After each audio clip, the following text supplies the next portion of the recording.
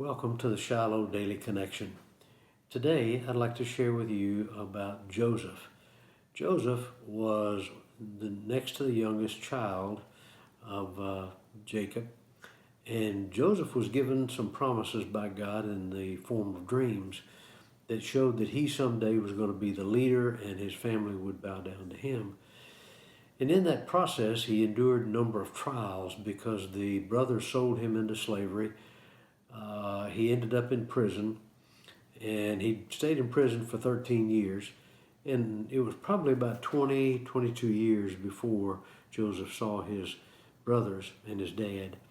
But in Psalm 105, we're hearing the story of Joseph through David's eyes when he says in verse 19 of Psalm 105, "Until the time that his word came to pass, the word of the Lord tested him." What we have is God gives us a promise, and sometimes that promise can become a trial. Joseph had the promise that God was going to lead him, but now he was going through a time of trial. It said in verse 19, the time, until the time. The time for the discipline was over. The time to strengthen his faith into power. The time for the word of God to be fulfilled had taken place. Sometimes we are in a trial and the trial just continues, and so that our power to endure may be greater because we need to walk through that trial. He says in 2 Corinthians that my grace is sufficient for thee. So trials come, trials are difficult. We see that what happened to Joseph was that the word of the Lord tested him. Joseph said, I've got this promise from God, but I'm here.